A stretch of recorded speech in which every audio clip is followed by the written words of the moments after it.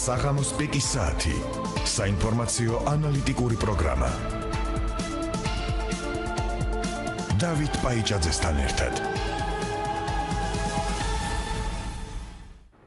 მოგესალმებით თქვენს პიკის საათს. სტუდიაშია დავით პაიჭაძე, ჩვენი სტუმარია გოგიტა ცუცქირიძე, საქართველოს ბანკების ასოციაციის აღმასრულებელი დირექტორი. გამარჯობა ბატონო გოგიტა, მადლობა რომ ჩვენთან ხართ.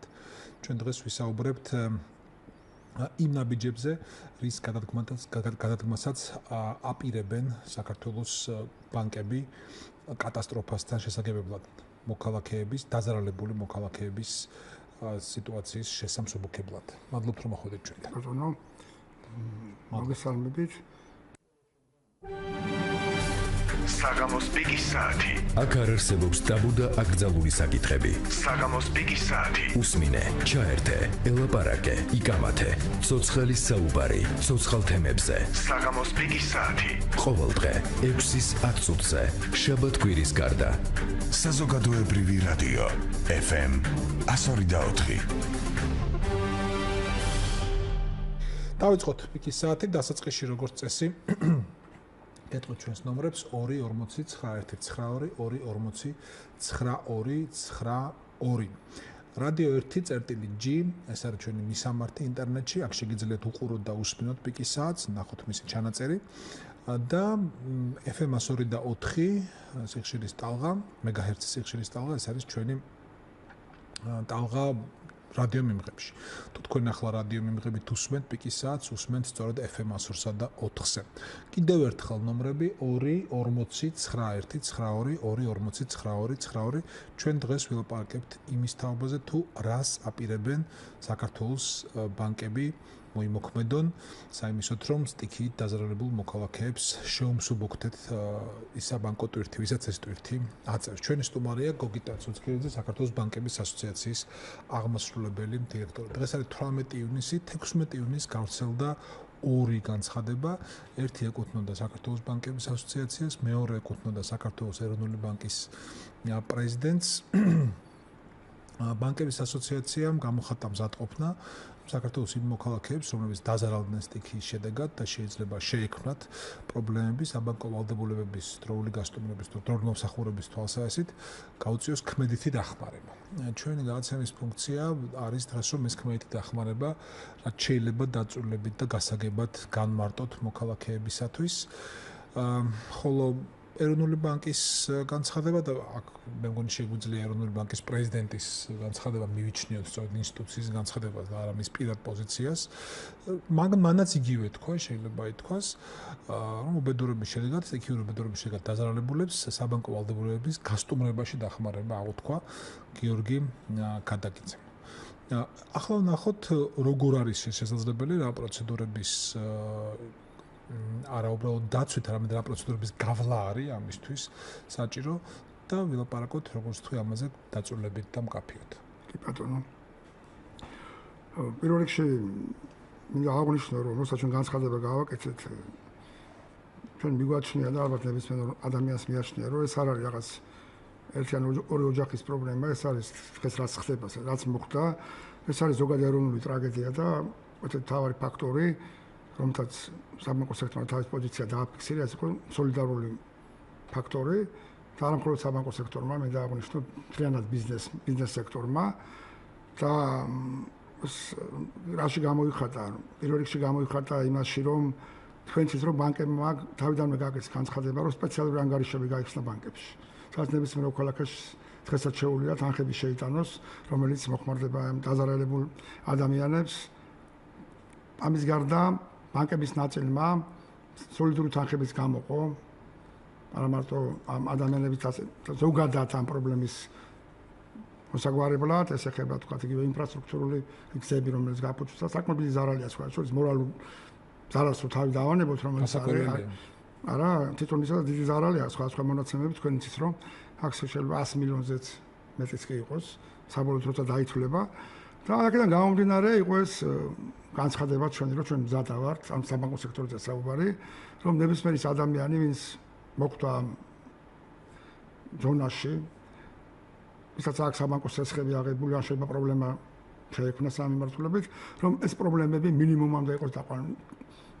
ეს არის ძირითადი ლაიტმოტივი ამ ჩვენი განცხადების მედია საშუალებაში ვუსმენდი სწორედ ასეთი ადამიანების სტიქით დაზარალებული ადამიანების საბანკო ვალდებულებათა მქონე ადამიანების წუხილს ისინი ამბობენ რომ ბანკები უკვე უკავშირდებიან თქვა მისდით მოკლე ტექსტური შეტყობინებანი ან კიდევ სხვა საკომუნიკაციო არხებით მათ შეახსენებენ ამ ვალდებულებებს ბუნებრივია ამ მოქალაქეებს ახსოვთ როგორც ბანკების ასოციაციის განცხადება ეს ეროვნული ბანკის პრეზიდენტის და ნუ ალბათ არ შევცდებით თუ ვიტყვი რომ ეჩქარებათ ამ დაპირებათა შესრულება და ну გასაგებია რომ პრინციპულად ბანკებს ეს განწყობა მიღებული აქვს მაგრამ საინტერესოა რა დრო ჭირდება აი ეს მიახლოებით მაინც სიტუაციის შესწავლას ხო დაზარალებულთა ბაზა არ ვიცი არსებობს თუ არა ზუსტი ბაზა ვინ არიან დეტალურად ვისაუბრებ ამ საკითხებზე ჩვენ ნებართვით რომ ალბათ ჩვენი რადიო მსმენელებისთვისაც ეს საინტერესო იქნება რა ხდება ჩვენ ქმედის ნაბიჯების გადავდგით ჩვენ ძალიან აქტიური კომუნიკაცია გვაქვს იგივე მერიასთან აი ამ სიების დაზუსტებასთან დაკავშირებით ანუ რა ოჯახები მოხვდნენ აი ამ ზონაში ამის გარდა ჩვენ დავიწყეთ აქტიური მონიტორინგი რომელიც ითვალისწინებს არამხოლოდ ამ ოჯახების დაზუსტებას არამედ ამათთან კომუნიკაციას ჩვენ ვაზუსტებთ ახლა მიმდინარეობს სპეციალური ჯგუფია შექმნილი ამ მონიტორინგის ვის რომელ ბანკში აქვს ცეცხლი აღებული რამდენი ცეცხლი აღებული რა ტიპის ცეცხლები არის აღებული ყველაფრის ამის მიდის დამუშავება მე გეტყვით რომ ეს მონაცემები დაახლოებით 80-85% ჩვენ დამუშავებული უკვე გვაქვს და ციფრებიც კი შემიძლია გითხრათ აი რაც ამ წუთში არის დამუშავებული ეს დაახლოებით არის 114 ოჯახი ვისაც ცეცხლები აქვს აღებული ამის გარდა ეს მოცულობაც არის მიახლოებით ჩვენ დათვლილი ახლობით 285,000 ლარზია საუბარი ჯამური მოცულობა რომ განვიხილოთ ასევე ნუ ალბათ სპენელი არ მეწყენს თუ ვიტყვი რომ ეს არ არის დიდი თანხა ხო არა დიდი თანხა არ არის ჯამურად და ეს დაახლოებით მოიცავს პრაქტიკულად ყველა საცალო ცეცხლს აი საცალო პროდუქტი რო ავიღოთ ეს არის როგორც საკრედიტო ბარათებია აქ არის სამოყვარულო ცეცხლები ნაწილი იპოთეკური ცეცხლებიც არის აქ უნდა განმარტო რომ ამ ცეცხლებზე საუბარი ცეცხლების ნაწილი ძირითადად რომელიც შეგვართ იპოთეკური ან ატო ცეცხლი ისედაც დაზღვეულია სხვათა შორის და თავის მხრივ ხდება მის დაზღვევით ხდება მის ესე იგი ამ ზარალის კომპენსაცია ამის გარდა ბანკი აზღვევს თავად ხო როცა ცეცხლი გაიცემა იზღვევა ხო ამის გარდა ბანკნობით ერთი კითხვა ვიდრე განაგზოთ გთხოვთ არ და გავიწყდეთ როცა თქვენ ლაპარაკობთ იპოთეკურ ცეცხლზე ეს ნიშნავს რომ ადამიანებს როგორც თქვენ იპოთეკურ ცეცხლში ჩადებული ჰქონდათ ის სახლი რომელიც დაკარგეს ამას ნიშნავს ხო რა თქმა უნდა მაგას გულისხმობ ხო ამის გარდა უფრო საინტერესო რამე არის რა რომ თვითონ აქ საუბარია დაახლოებით 114 ოჯახზე როგორც თქვი მაგრამ ზოგ ოჯახში ორ კაცს აქვს ორი ოჯახის წევრს აქვს შეიძლება სამ ოჯახის წევრს შეიძლება ერთ ადამიანს ორი ცეცხლიც კი ქონდეს აღებული თქვა ქონდეს ორი საკრედიტო ბარათი ან შეიძლება მეტიც კი ამიტომ აქ საუბარი არის უფრო კომპლექსურ შესწავლაზე საკითხი ანუ არ არის ლაპარაკი თუ ლაპარაკია მცეცხლებელზე ამ შემთხვევაში თქვა აი 114 ოჯახი შევისწავლეთ რომელსაც ეს უბედურება თუ ეს კატასტროფის ქვეშ მოხვდნენ ვის დაკარგა ეს თავისი ცაცხოვრისი ვისაც აქვს ესე იგი ესეთი ძიმე სიტუაცია და აქედან გამოდივარ რომ როცა ჩვენ დავიწყეთ ამის შესწავლა ეხება რომელ ბანკში აქვს აღებული რა ტიპის ცეცხლი აქვს რა ტიპის ცეცხლები აქვს იმიტომ რომ ჩვენ საქართველოში როცა ადამიანის ცეცხლების არ არის მარტივად შეიძლება ერთ ბანკში ქონდეს შეიძლება რამდენიმე ბანკში ერთდროულად ქონდეს ცეცხლი აღებული შეიძლება რამდენიმე ტიპ საკრედიტო ბარათიც კი ქონდეს აღებული ამიტომ ამ წუთში მიდის კიდევ ერთხელ ამის დაზუსტება იმიტომ რომ ძალიან დიდი მნიშვნელობა ექნება იმიტომ რომ აქ საუბარი რაზეა რომ ახლა თქვენ ბძანეთ რომ მაგალითად ურეკავენ ბანკები კი არ ურეკავენ აქ პროგრამაა ჩართული ელემენტარული ხო რომელიც ეს არის მონიტორინგის ერთ-ერთი თანამედროვე ფორმა როდესაც წინასწარი შეტყობინების პრინციპია როცა ადამიანს თქვა უწევს ცეცხლი დაფარო რომელიღაც რიცხვში დავუშვათ ხა დღეს წინასწარ ავტომატური შეტყობინება მიდის მას ან SMS-ით მით ან შეიძლება ხმოვანიც იყოს ეს შეტყობინება სადაც არის შეხსენება რომ თქვა თქვენ ასაფარი გაქვს ცეცხლი მე არაფერი არ არის ეს არის ბუნებრივი მოვლენა მაგრამ კიდევ ერთხელ ვიმეორებ სხვა შორის ახლა უნდა თქვა რომ დღეს ახლა იმართება შეხვედრა კანცელარიაში სადაც მონაწილეობას იღებენ წამყვანი ბანკები ძირითადად 7-8 ბანკზე საუბარი აი ამ წუთში მიზეც მოდის ეს გაცემული სესხები ამ ადამიანებზე. აქ შეხვედრაში მონაწილეობენ საქართველოს ბანკების ასოციაციის პრეზიდენტია, იქ არიან ეს ბანკის პირველი პირები, არის მერის ვიცე-მერი ბატონ დიმიტრი კუმციშვილი ამ შეხვედრაზე და ასევე ამ შეხვედრას ესწრება პრემიერ-მინისტრის თან არსებული ეკონომიკური საბჭოს მდივანი ბატონი გიორგი ვახარია. აი დღეს იქნება ზუსტად ამ თემაზე საუბარი, ეს მთავარ თემა ის იქნება. თუ რა შეიძლება გაკეთდეს თან სწრაფად და არა ბანკების წინააღმდება რა არის? აი დღეს იქნება ეს განხილული ეს საკითხები, რა მდგომარეობაა. მეტნაკლებად სურათი იქნება უფრო გახსნილი, იმიტომ ბანკები სწავლობენ. იმიტომ რომ როცა დაიწყო ეს საკითხი, როცა ჩვენ ჩავერთეთ, ჩვენ ავიღეთ ერთ-ერთი მთავარი მედიატორის როლი, ანუ ჩვენ ვიღებთ ინფორმაციას, ვახდენთ კომუნიკაციას, ვახდენთ მონიტორინგს და ეს ინფორმაციები მიეწოდება ბანკებს. ახლა მოხდება ამის კიდევ უფრო დეტალურად დამუშავება და შემდეგ გამოჩნდება თუ რა სურათია.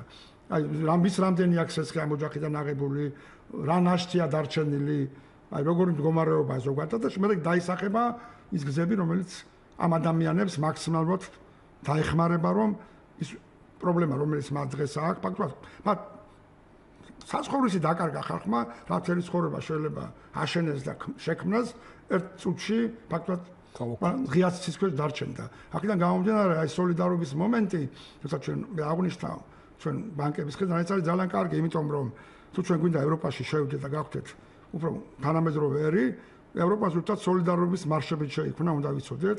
ძალიან სხვა ბევრი მიმართულებით, ეს ადამიანის უფლებები, ეს იყო თუ გნებავთ შრომით უფლებების დაცვა, თუ გინდათ ანტისაომარი გამოსვლები და ზუსტად აეგეთი კატასტროფების თუ აეგეთი კრიტიკული სიტუაციების გვერდში დგომის ევროპაში შეცვლის სურვილის გარეშეც ღირებულია მსგავსი სოლიდარობის გამოვლენა.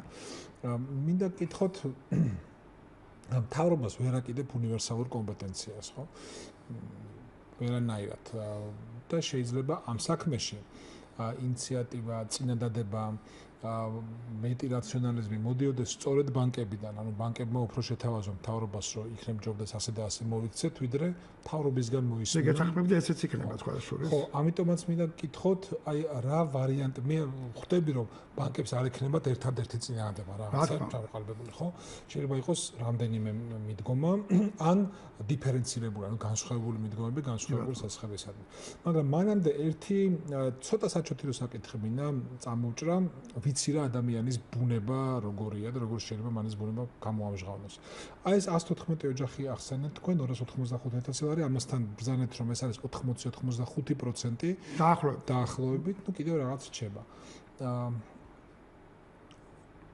შეიძლება რომ მიტმასვნის ალბათობა არსებობდეს. ანუ ოჯახმა, რომელიც არ დაზარალებულა რეალურად მოახერხოს და აი რაღაცნაირად ამ ხალხში ხო, ეხლა ზუსტად მაგას ვამბობ მე, როცა ჩვენ დავიწყეთ ეს მონიტორინგის გაკეთება, ეს იქნება რამდენიმე საფეხურიანი. ხო, პირველი საფეხური იყო ზოგადი ინფორმაციის მოკრება. მერე მოხდება მეორე საფეხურზე, ანუ მეორე ეტაპზე მისი დახარისხება უკვე აი სესხებლებთან ჯგუფების მიხედვით. და მესამე ეტაპზე უკვე მოხდა დეტალიზაცია და მე ძალიან მეეჭვება რომ აქ მოხდეს ზუსტად მიწმასის ელემენტი და გეტყვით რატომ? იმიტომ რომ აქ საუბარი არის აქ მიწმასის ელემენტი მე მესმის ხშირად ყოფილა საქართველოს სხვა მიმართულებით, არა მარტო მაგიტო კითხულობ ზუსტად. ამ მიმართულებით, მაგრამ მაქსიმალურად მე დარწმუნებული ვარ რომ ეს გამორიცხული იქნება. თვითონ პროცესი იმ კუთხით არის გაკეთებული, რომ მიწმასის ელემენტი ამ შემთხვევაში პრაქტიკულად არის გამორიცხული. თქვენ რამდენჯერმე ახსენეთ, აი რა ტიპის სესხებია, ოდენ დავადგინოთ თქვით. მოდი ახლა მაშინ მივყვეთ ამ კუთხით. სესხების ტიპზე იქნება დამოკიდებული მიდგომების ბანკების მიდგომების გამომუშავება, ან სხვადასხვა ტიპის სესხებს მიუდგებიან სხვადასხვანაირად. ბუნებრივი აქ დგება საკითხი, თქვა შეიძლება მთლიანად ჩამოაწერო ეს სესხი, მთლიან დაპატიო, გაუწილვადო უფრო, ანუ მეტი ვადა მიცეს აიმისოთ, რომ დაფაროს ისე რომ პროცენტი არ გაუზარდო. და არც ახლა მე ბანკი რა არასოც არ ყოფილა და ნამდვილად ვერ დავინახავ, მაგრამ რა წინადადები შეიძლება გამომუშავონ ბანკებმა, ან შეთავაზონ უფრო სწორედ და მინდა რომ ეს თქვენგან მოვისმინოთ. მე მსმენელს დაუთქვამ, გავაფრთხილებ, რომ ეს არ ნიშნავს გადაწყვეტილებას, ასაც ისინი მოისმენ. ეს არამხოლოდ არა გადაწყვეტილება, ეს არის როგორც მოგიტა ბრძანებს საქართველოს მთავრობასთან ერთად განსახილველ წინადადებათა ერთობლიობა, საბოლოოდ გადაწყვეტილებამდე ალბათ მივლენ ერთად, მაგრამ როგორც დაუშვით თქვენ დამეთანხმეთ, წინადადებები მიდის უფრო საბანკო სექტორიდან მთავრობის. კი ბატონო, ეს ინიციატივა ჩვენი ინიციატივა არის. ისო საბანკო სექტორიდან წამოვა ბუნებრივია ეს წინადადებები, იმიტომ რომ მე მინდა გავიხსენო აი შედარებისთვის ან რაღაც რომ კონდეს წარმოდგენა რა ტიპის შეთავაზებები შეიძლება იყოს. იგივე 2008 წლის ომის შემდგომ პერიოდი.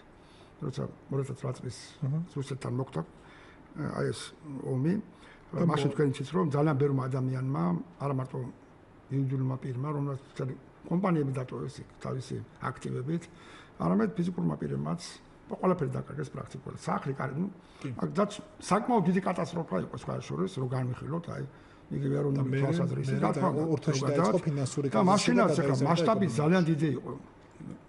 ანალიზი გავაკეთოთ, ტრაგედიას მე რომ ვკითხო მასშტაბი არა აქვს, მაგრამ ნუ პირობითად თუ ამას ვიტყვით და მაშინაც აი რამდენიმე ვარიანტი მოხდა ბანკების მხრიდან შეთავაზება, რამდენიმე მოდელის შეთავაზება მოხდა. ეს ეხებოდა როგორც გადაბადებას ამ ცეცხლების, ასევე შეღავათიანი პირობების დაწესებას, ასევე ეხებოდა თანხების ნაწილის საერთოდ ჩამოჭრას და ნაწილის ცეცხლების საერთოდ ჩამოიწერა კიდევაც. ამიტომ იქ რამდენიმე ვარიანტი გათამაშდა. ანუ იმის მიხედვით თუ როგორი იყო ამა თუ იმ კლიენტის ესე იგი ურთიერთობა და დავალიანება ბანკის წინაშე. ეს რო არ მომხდარიყო, ხშირად ამომიხונה პრეტენზიები აქვს ხოლმე ბანკებთან მაგალითად, რომ აი არ ხდება რესტრუქტურიზაცია, როგორ არ ხდება, ძალიან ბევრი სესხის რესტრუქტურიზაცია ხდება და რესტრუქტურიზაცია მხოლოდ ვადის დაგრძელება არ არის, ახლა ხშირად ახლა არის საუბარი ვადის გაგრძელება, არ არის ვადის დაგრძელება რესტრუქტურიზაცია, ერთ-ერთი ფორმა არის, რომელსაც შეიძლება შენ შეგიმსუბუქოს ყოველთვიური გადახდის ტვირთი. თორემ სხვა მილიონი ფორმა არსებობს რაღაც პერიოდებში შეიძლება სადღაც პროცენტის დარიცხვა შეწყდეს შეიძლება. რესტრუქტურიზაცია მე მგონი ახალი ვალის აღებას არ გულისხმობს, საიმედო თვითონ ახალი პირობებით სესხის მომსახურება ქვია პირდაპირ რესტრუქტურიზაცია. აი მოთარგმნოთ რეალურად ახალი პირობების აღება საიმედო თუ მომსახუროს სხვა. და ნაწილი სესხების კითხეთ ხმოვანებთ. ნაწილობრივ ან ჩამოიწერა ეს სესხები. ან თეანასაც კი ჩამოიწერა, იმიტომ რომ სხვანაირად რომ მოხდარიყო, აი თქვა რომ დაუშვათ რომ ესეც არ მოხდა. ჩვენ ძალიან დიდი სოციალური აფეთქების წინაშე დავდგებოდით მაშინ. ამიტომ ბანკებმა მაშინაც ორი ფაქტორის გამო, ერთი როგორც მე ვამბობ, ეს არის წმინდა სოლიდარული ფაქტორი, როცა რაღაც ეგეთი ტრაგედია ხდება, და მეორე წმინდა კომერციული ფაქტორის გამო თუნდაც. იმიტომ რომ ბანკი მართალია ეს არის კომერციული სტრუქტურა, რომლის მიზანი ისე როგორც ნებისმიერი კომერციული სტრუქტურის არის მოგების მიღება.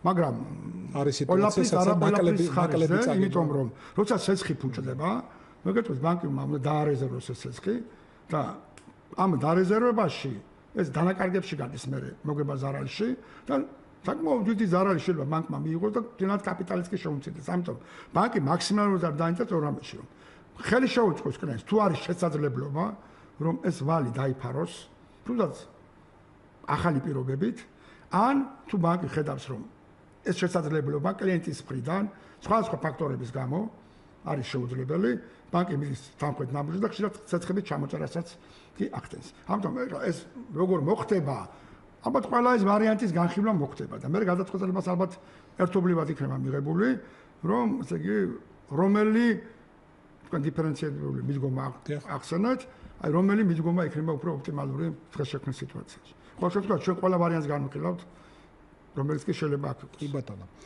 249129242 ჩვენი ნომრებია FM 102-სა და 4-ზე თქვენ პიკის საათს უსმენთ. ჩვენი სტუმარია გოგიტა ცუცქირიძე, ბანკების საქართველოს ბანკების ასოციაციის აღმასრულებელი დირექტორი.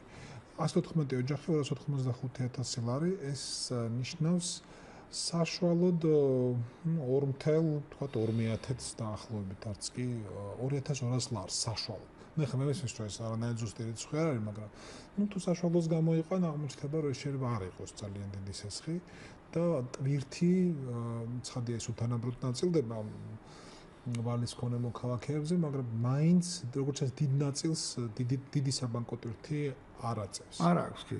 ეს ასე გამო. სამხარევლო სესხები პირდაპირ ვიტყვი რომ ძირითადად ესენი არის არაუზრუნველყოფილი სესხები, მაქსიმუმ ისინი გაიცემა, სხვა ლიმიტებია, თქვა ხელფასის 3 მაგიან, შეიძლება 5 მაგი უგენოდითაც, თქვა ჩვენ თუ ავიღებთ საშუალო ჩვენი ხელფასის დონეს, შეიძლება გამოიყენოს კიდევაც მიახლოებით სურათი. ეს არ არის მსხვილი სესხები, გარდა იპოთეკური სესხებისა.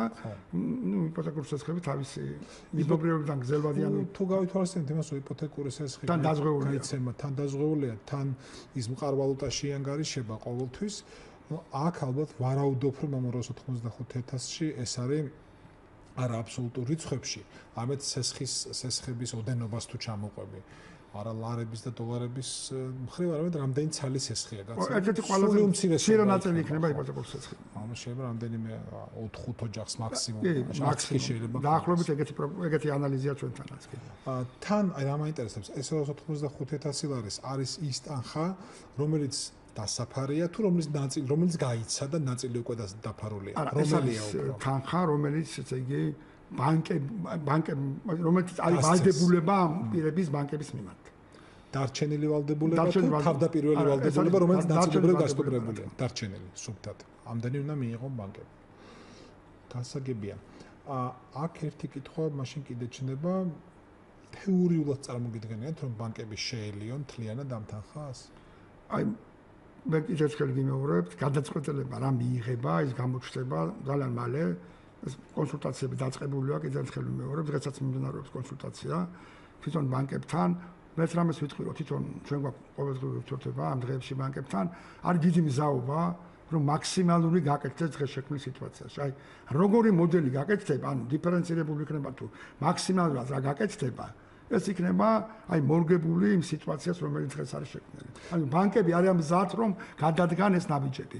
მე მსმენელს გავახსენებ ციტატას ეროვნული ბანკის პრეზიდენტისა გიორგი ქადაგიძის. ის ამბობს, რომ ვიცით, რომ დაზარალებულებს აქვს სხვადასხვა ტიპის ვალდებულებები, საბანკო კრედიტები, ჩვენ უკვე დავიწყეთ ამ პროცესის აღწერა.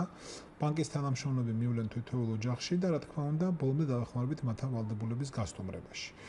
როგორც ხვდები, ეს ნათქვამი 2 დღის წინ, ამ 2 დღეში გარკვეული სამუშაო უკვე გაიწია, იმიტომ რომ თქვენ ბრძანებთ, რომ გარკვეული ინფორმაცია, კონკრეტული ინფორმაცია უკვე გაქვთ, ასახელოთ 114 ოჯახს და 295,000 ლარს.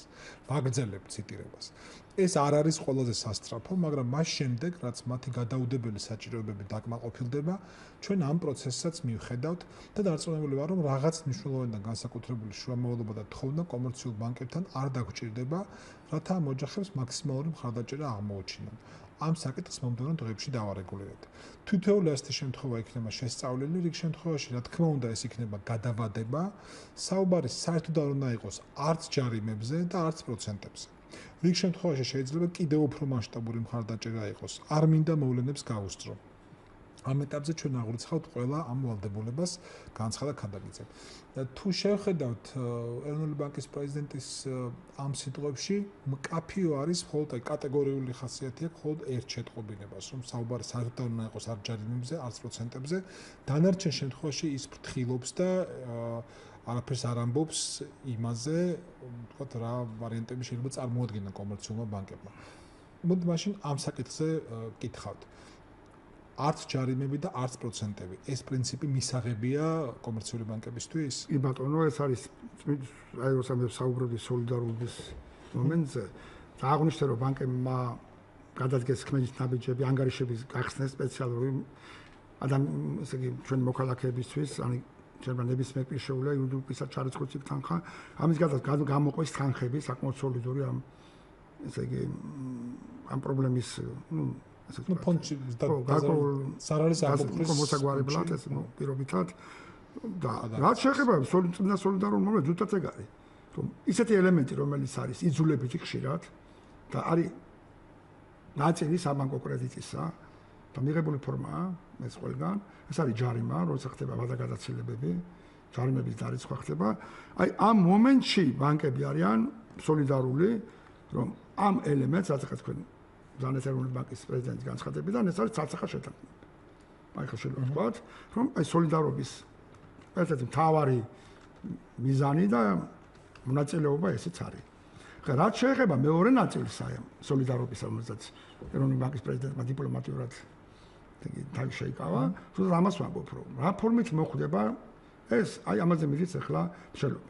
ყველგან სადაც კი მომხდარა მსგავსი რა თქვა რომ გავიყო სხვა ქვეყნების ზუსტად იგივე პრინციპებია დასული და რა ხდება ხოლმე გარკვეული ვადით ხდება საერთოდ გადავადება ამ საცხების დაფარვას ეს იქნება 3 თვე 6 თვე შეიძლება მეტიცაც კი მაგრამ მე ფორმები უკვე ეს მოხდება ამ ცეცხლების ჩამოწერა თუ რაღაცა ახალი გრაფიკი გაფორმდება თუ ნაწილი ჩამოიწერება და შემდეგ ეს უკვე არის მოლაპარაკების და შეთანხმების საქმე. თქვენ ახლა ბრძანეთ 3 თუ 6 თვე რომ ამბობთ ეს ნიშნავს რომ ამ ხნის მანძილზე კონტრაქტი უბრალოდ უქმდება. აი ამ საკონტრაქტო გარდაბრუნებები არ მოქმედებს. დროებით წყდება. კი არ უქმდება დროებით კონტრაქტის პირობების სახსრულება არ ხდება შეთანხმების სამართლით. იძულებით სახსრულება არ ხდება. გასაგებია. იძულებით ეგ არის ჯარიმას რო არიცხავ თქვა გადაგაცილებით ხდება. შეიძლება ამ კითხვას არ ქონდეს დიდი მნიშვნელობა, მაგრამ დავინტერესდი ახლა ეს იყო ბანკების ინიციატივა თუ ეროვნული ბანკის ინიციატივა? მე გეტყვით რომ ახლა ეროვნული ბანკის პრეზიდენტმა გააკეთა განცხადება და ძალიან კაია რომ გააკეთა ესეთი განცხადება, იმიტომ რომ ეს მთავარი მარეგულირებელი ორგანო კომერციული ბანკების დღეს მოქმედი კანონმდებლობით ის როგორც მონეტარული პოლიტიკის მთავარი ესე იგი ინსტრუმენტი მოქმედი პირია, ასევე არის იგივე ზედამხედველობის და რეგულირების კუთხითაც. ამის გარდა თქვენ დავიცოდეთ მოქმედი კანონმდებლობის ეროვნული ბანკი მომხმარებელთა უფლებების დაცვის ელემენტსაც ითავსებს. აქ საუბარი რაზეა? ნებისმიერ მოქალაქეს, ვისაც აქვს შეიძლება პრეტენზია ჰქონდეს ბანკებთან, მას ელემენტარულად შეუძლია მიმართოს ეროვნულ ბანკს. ესეთი ფუნქციაც აქვს. ამიტომ ეს არ არის პატარა ფუნქცია ეროვნული ბანკისთვის და ამიტომ ეს განცხადება გააკეთა, კარგიც არის რომ გააკეთეთ განცხადება. რა საბანკო სექტორი თქვენ ცით არის კომერციული სტრუქტურა, რომელიც გადაწყვეტილებებს იღებს განკვეული შეთანხმებით და განკვეული შეთავაზებებით. იმიტომ რომ ბანკები არ არიან მარტო თქვა რაღაც სააქციო საზოგადოება, რომლის უკანაც დგას რაღაც ჯგუფი, ვინც ფლობს თქვა განკვეულ კაპიტალს ამ ბანკში. აქ საუბარია რომ ბანკები ემსახურებიან კლიენტურას. ეს იქნება ფიზიკური თუ იურიდიული პირები. და გადაწყვეტილება რაღაც თქვენ ამბობს, რომ ბანკებს ესე იგი მოუწოდა, ეროვნული ბანკმა მოუწოდა, მაგრამ თუ მზაობა შინაგანი არ იქნება თქვენ დარწმუნებული უნდა იყოს, მოწოდებებით ეგეთი გადაწყვეტილებების მიღება არ ხდება. მხოლოდ მოწოდებას ყოველ შემთხვევაში. სპენელი ყავს, გამარჯობა, გისმენთ? გთხოვთ მოიმარჯოთ. გამარჯობათ. გისმენთ. ბატონო დავით. აი საკვირველია პირდაპირ. როდესაც ბანკი გაკოტრდება დეპოზიტებზე ანგარიშები იკარგება მოსახლეობა მთლიანად ზარალობს და აი ახლა ამ შემთხვევაში სახლი რო დაკარგა კაცმა რომელსაც წარდგენილი ქონდა ბანკში როგორც მისი უზრუნველყოფა როგორ შეიძლება ამას უწოდო დიდი დახმარება გადავიდოს რესტრუქცია მოხდეს ამ რა არის 285,000 ლარი რომ ის არ ეპატიოს ამ ხალხს მით უმეტეს რომ რესპუბლიკური ბანკი კომერციულ ბანკებს ძალიან შეღავათნად აძლევს სესხებს 4%-იან სესხებს აძლევს და თანაც დოლარებში კომერციული ბანკები კიდევ მოსახლეობას ესე იგი სესხებს აძლევს 16%-იან 24, 58%-იან ძარცვავენ ხალხს და აი ეს მძარცველები ამობენ რომ ჩვენ გადაუვადეთ სესხებს და არ ვაპატიებთო ქვეყანას აი ეს ბანკები და რესპუბლიკური ბანკი ძარცვავენ და ჩვენ ეკონომიკას აკნინებენ და დაღუპვის პირას მიიყვანეს ქვეყანა მაგათ და ბანკებზე ამბობ შეიძლება რომ გადაუვადოთ აპატიონ რა კარგი გავეპასუხოთ ახლა პირველ რიგში მე ეს რამეს აღნიშნავ რომ ხა ბანკები ქვეყანა ძარცვავენ და ამაშვებენ და ამაშვებენ და ცოტა მიუღებელია ჩვენთვის გამომდინარე ორი ფაქტორიდან. პირველი, მთელი ეკონომიკა ყველგან, ისე როგორც საქართველოში, მთლიანად საბანკო სექტორზე დგას. ამას ეს არ ეხება მარტო, თქვა, ფიზიკური პირების დაკრედიტებას, ეს ეხება ბიზნეს დაკრედიტებას, ზოგადად ქვეყნის ეკონომიკის დაკრედიტებას. ეხლა დეპოზიტებზე იყო აქ საუბარი და ძალიან მარტივად აქვსნი. როცა ბანკი გაცემს სესხს, ჩვენ უნდა ვიცოდეთ, რომ ის რა სესხს გაცემს. ეს არის რესურსი, რომელსაც ის იზრდავს ან შიდა ბაზრებიდან. ეს არის იგივე დეპოზიტები. ანუ ბანკი მოსახლეობის ერთი ნაწილისგან ესე ვთქვათ, სეცხულობს ფულს რაღაც პროცენტში, აქცენტს მის ადებს რაღაც მარჟას, რომელიც შედის რისკიც და თავისი მოგების ნაწილიც, და შემდეგ ხდება ამ სესხის, ამ რესურსის გაყიდვა. ანუ ფაქტურად საბანკო ოპერაციები, აქტიური ოპერაციები ამ შემთხვევაში. მთლიანად ფინანსდება ძირითადად აი მოზიდული სახსრები და პირველ რიგში ვადიანი დეპოზიტები. ამიტომ ბანკი, როცა ვიღაცისგან ფულს ყიდულობს, ის პირველ რიგში თუ ის ფული არ დაბრუნდა, ის ვალდებულება მას შეება, რომელიც მან უნდა გაისტუმროს. ამიტომ არის რომ ბანკები ქმნიან სწორედ ამ რეზერვებს, შეცხების შესაძლო დანაკარგებს. საიდანაც ხდება აი ამ ვალდებულებების გასტუმრება. აი, როცა მე ვამბობდი რომ ბანკები როცა ჩამოწერენ ხოლმე ეს როგორ ხდება ჩამოწერა. ეს არის დარეზერვებული სპეციალური ანგარიშის თანხები, რომელიც არ დაბრუნდა სესხების მიერ, მაგრამ ეს თანხა ხო სხვისთვის არის მისაცემი და აი ამ რეზერვებიდან ხდება ამ ვალდებულებების გასტუმრება და იმიტომაც გადის ხარჯებში. როცა მე ახსენ. ამიტომ ბანკი, რომელიც ესე იგი აფინანსებს აქტიურ ოპერაციებს ამ მოზიდული ფულით, ამ რესურსებით, ბუნებრივია, როცა არის ხოლმე საუბარი აპარტიოს ჩამოაჭრას ყველა ვალები. ეს არის პრინციპულად არასწორი მიდგომა. იმიტომ რომ როცა ის სესხს იღებდა, გარკვეულ ვალდებულებას ხო იღებს ადამიანის სესხს რო იღებს. აქედან გამომდინარე ბანკი ბევრ რამეს ითვალისწინებს ხათაშორის. პირველ რიგში რას ითვალისწინებს რომ მან შეიძლება ადამიანმა დაკარგა შემოსავალი, დაკარგა სამსახური, დაკარგა ხელფასი. იმიტომ ხდება ხოლმე ეს რესტრუქტურიზაციები. ანუ რომ შანსი მიცეს რაღაც პერიოდში ამ ადამიანმა ეს პრობლემა მოაგვაროს. მაგრამ ეს ფული ხო ბანკის ფული არ არის ამის გმამინდა. ამიტომ არის რომ ძირითადად ბანკები ახდენენ სესხების ნაწილის იგივე ვირაოთი დატვირთვათ. აი როცა ამბობენ იგივე იპოთეკური სესხები. ეს არის ვისი ფული? მიანაბრეთა ფული და ბანკის მიერ ნასესხები ფული სხვა ბანკებში. ყველა ოპერაცია აქტიური ბანკების რომელიც ხორციელდება, ჩვენ ვიცოდეთ რომ ხორციელდება ზუსტად აი ამ მოზიდული რესურსებით. აი აქედან არის ბანკის პოზიცია. ახლა ეგ თემა ჩემთვის ცოტა მიუღებელია სამხრივად, რომ აი აპარტიოს მერე რა მოხდა, ეს არასერიოზული მიდგომაა, იმიტომ რომ ეს არის ომხრივი ურთიერთობა ბანკს და კლიენტს შორის, და როცა ადამიანი სესხს იღებს, გარკვეულ ვალდებულებასაც იღებს, რომ სესხის მომსახურება. ეს არის ძველი ლაპარაკი, რამდენიმე წლის წინადაც დაახლოებით იგივე მესმოდა, რომ ჩვენთან კრედიტები ძვირია ამ მიზეზის გამო, რომ ბანკი თვითონ იღებს ფულს სესხად და მერე ასე გაასესხებს ამ მის მიერვე ნასესხებ ფულს დიდ. მაგრამ ძვირი ჩვენ გავიხსენოთ რა პროცენტები იყო 5 წლის და 7 წლის წინ. დღეს რეალურად საბანკო პროცენტი არ არის ამხელა. დღეს საბანკო პროცენტი სხვა ჩვენს კვლევას ჩატარდა, თქვენც 2 წლის წინ, 1 წლის წინ უბრალოდ ძალიან ცნობილმა კომპანიამ, რომელსაც ეროვნული ბანკის თხოვნით ჩაატარა კვლევა, არა მარტო საქართველოს საბანკო ბაზრის, აქ შედიოდა რეგიონის ქვეყნები და არათუ რეგიონის ქვეყნები, აღმოსავლეთ ევროპის ქვეყნების ნაწილიც კი.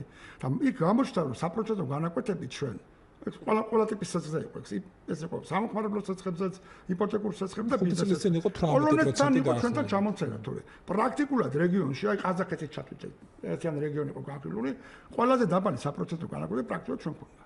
ამიტომ ლაპარაკი რომ ჩვენთან მაღალია, კი ბატონო, შეიძლება მაღალი არის დაუშვათ საფრანგეთთან და გერმანიასთან შედარებით, მაგრამ ჩვენი ეკონომიკა არის, თქვა გერმანიის ეკონომიკის თორფასი, აქედან გამოდის ყველაფერი. იქ არის 2-დან 6%-მდე ამე როგორც ვიცი ხოლმე წლიური. ხო, გერმანიას ეკონომიკა, აი მეგა ეკონომიკაა და სპენელი ყავს, გამარჯობა. გაითიშა სამწუხაროდ, ჩვენ ველოდებით მის განზარს 2.40-9192 2.40-92. თუმცა კარგი არის. ხო. კეთილი გავაგზავნოთ გადაცემა ჩვენი სტუმარი გოგიტა ცოცხლიძე, საქართველოს ბანკების ასოციაციის აღმასრულებელი დირექტორი. თქვენ ძაით რომ ეხლა იმართება ეს დათბირი ხო? ბანკირებს ერთად ხდება თბილისის და საქართველოს მთავრობას და მათ შორის თბილისის მთავრობას შორისაც. ის სამუშაო თქვენ რომ ეროვნული ბანკის პრეზიდენტი რაც ლაპარაკობდა მისვლა ოჯახებში ეს ვინ გასწია კომერციული ბანკის თანამშრომლებმა გასწია ეს თუ თქვენ დაასჯერდით სახელმწიფოს მიწოდებულ ინფორმაციას? კი ბატონო, ჩვენ როგორი სქემა გავაკეთეთ ჩვენ ესე იგი დავამყარეთ აქ კომუნიკაცია მერიასთან.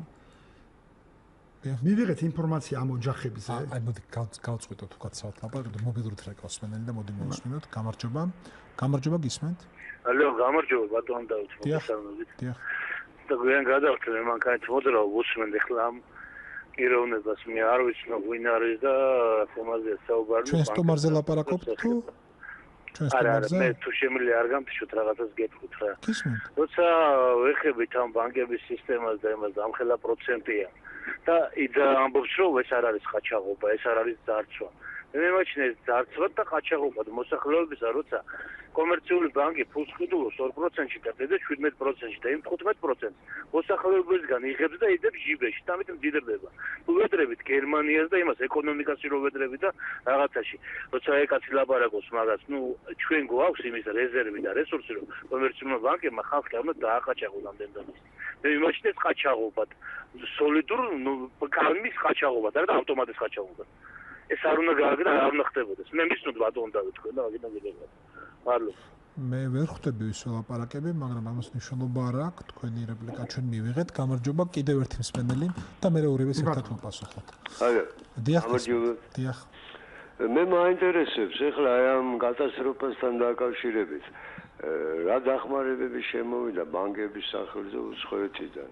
დარწმუნებული ვარ, რომ ახლა იქიდან ხალხი უცხოეთიდან აუცილებლად გადმოგზავნიდნენ და მაინტერესებს თქვენ თუ გაქვთ მაგის ინფორმაცია. თორე თქვენ ახლა არ გაიჭირებდით, თქვენ ვინც გიცნობთ, მსოფლიო გიცნობთ, არ გაიჭირებდით და ახლა მაგათ დახმარებას არ დაუწყებდით, იმიტომ რომ გონი 190,000 კაცია თქვენთან ვალში, საბანკო ვალშია რა, თუ არ ვცდებით თუ 300,000. ხო, ეგ არ უნდა დაგავიწყდეთ. კარგი. სამწუხაროდ ეს თემა ჩვენთან აი ეს ბანკების დადანაშაულება თქვათ რაღაც მიმართულებით არ არის კარგი, მე ვიტყვი და თვითონ ეს განწყობაც ანტისაბანკო ქვეყანას კარგს არაფერს მოუტანს და სამწუხაროდ გარკვეული ასე ვიტყვი ტენდენცია აი ამ განწყობებისა მოქალაქეებს რაღაცნაირად მათ განწყობაზეც აისახება და ეს არის ცუდი მე ვიტყვი და რატომ? იმიტომ რომ ახლა საბანკო საქმე ზოგადად თემ სოფლიოში დაკავშირებული არის რასთან? ფულის გაპროცენტებასთან. ეს არ არის ახალი და ყველგან ესეა და ეს ფული რომელსაც ბანკი აპროცენტებს დაკავშირებული არის პირდაპირ ვიტყვი ორ ფაქტორს. რა ფასად ყიდულობს ფული და რა უჯდება ეს ფული. ევროპაზე რო ვედრებით რო არის ისე კი 3% თუ 2.5% თქვა ცესხი, ან მაქსიმუმ 3.7%, დეპოზიტები რამდენია ევროპაში? არის 1.5%. ჩვენთან დეპოზიტები საკმაოდ მაღალი პროცენტია სხვადასხვა. დაწიეს ხო? იგივე ლარზეც აი გავიღოთ დეპოზიტების განაკვეთი. დაიწყოთ ევროდან და აქ 7%-დან იწყება, უფრო მაღალია დოლარზე. ლარში დეპოზიტების განაკვეთი 8.9%-ია. ამას ემატება ბუნებრივია ხარჯები ადმინისტრაციული, რომელიც ბანკს წარმოექმნება და მოგების მარჯა ემატება. ამიტომ არის ცეცხლები ჩვენთან უფრო მაღალი ვიდრე გერმანიაში. მეორე, მე კიდევ ერთხელ მიმეორებ. რეგიონის ქვეყნებში მე შევეხე ამ თემას. ერთ-ერთი ყველაზე დაბალი საპროცენტო განაკვეთები. აი, იპოთეკურ ცეცხლებზე მაგალითად ჩვენთან ახლა დოლარში არის 8.5%. მაგრამ იპოთეკურ ცეცხლზე ზოგიერთ კლიენტზე შეიძლება 7.5%-იც კი იყოს. ამიტომ ახლა საუბარი რომ ჩვენთან რაღაცა ჯარცვავენ და კატასტროფული, ისე იგი მარჟა, ან სპრედი უფრო სწორედ, საპროცენტო, ეს არ არის სწორი. მეორე, რისკები, რომელიც საქართველოში წარმოიქმნება და ჩვენ განვითარებადი ტიპის ქვეყნებში, რა თუ ვადარებთ ევროპის ქვეყნებს, ბუნებრივია გაცილებით მაღალია ვიდრე იქ არის. იმიტომ რომ ევროპაში ადამიანი რო სამსახურს კარგავს, მას თუნდაც აი ამ კუთხით რო რისკი შევაფასოთ, მას ყოველთვის აქვს შანსი რაღაც ძალიან მოკლე დროში, მან ახალი სამსახური იშოვოს და ანუ მოახდინოს ამ გადახდების ესე იგი აღდგენა. იქაც ხდება ხოლმე შეჩერება სხვა ადამიანს რო კარგავს იქ სამსახურს. იქაც მიდის მოლაპარაკება კლიენტებთან, აი რესტრუქტურიზაციის ერთ-ერთ სხვა ფორმაზე. მაგრამ ჩვენთან ახლა ეგრეა საქმე, არ არის ესე საქმე. ამიტომ ჩვენარი ტიპის ქვეყნებში, რომელიც პირობითად შეიძლება შეფასდეს, როგორც მაინც ტრანსფორმირებადი ეკონომიკის ქვეყანა, სადაც საკმაოდ დიდი პრობლემა არის უმუშევრობის, ანუ უბრალოდ დასაქმების სერიოზული პრობლემა არის. აქ საუბარი იმაზე, რომ ჩვენ ერთნაირ რისკებს ვატარებთ ვიდრე ევროპა, არ არის სწორი.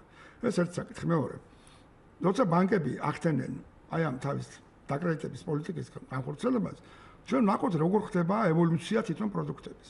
ეხლა ჩვეულებრივი მოქალაქისთვის შეიძლება ცოტა ის იყოს გაუგებარი, მაგრამ მარტივად ვიტყვი მე, რომ ინოვაციური პროდუქტები ქვია ამას. აი ბოლო 4-5 წელი რო ავიღოთ, პრაქტიკულად ის პროდუქტები, რომელსაც ჩვენი ბანკები მომხმარებელს თავაზობენ, არის იდენტური იმ პროდუქტებისა, რომელიც არის ევროპაში.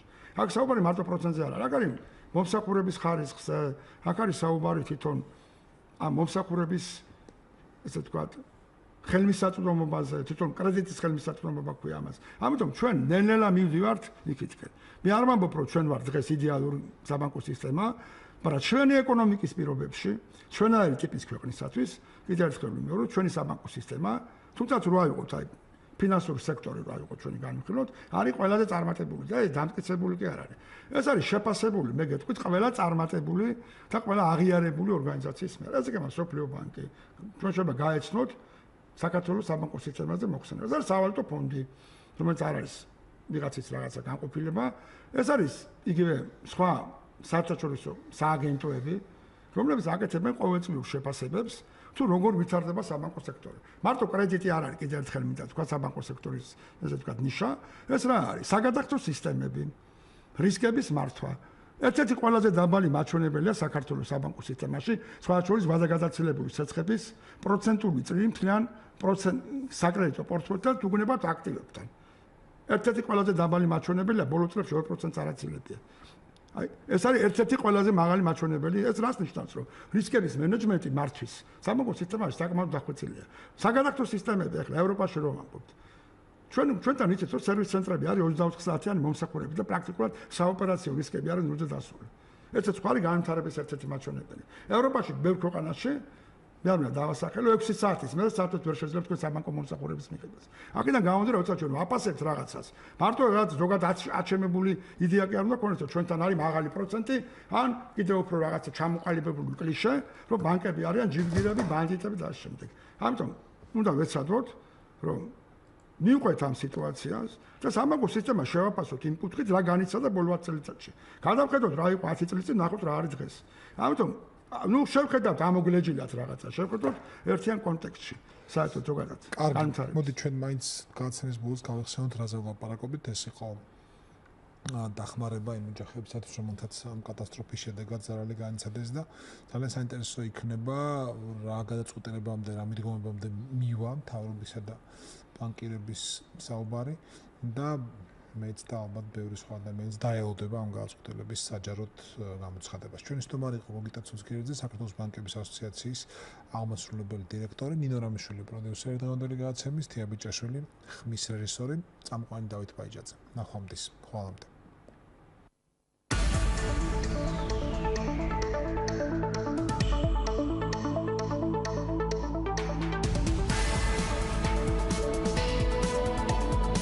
საღამოს პიკის საათი.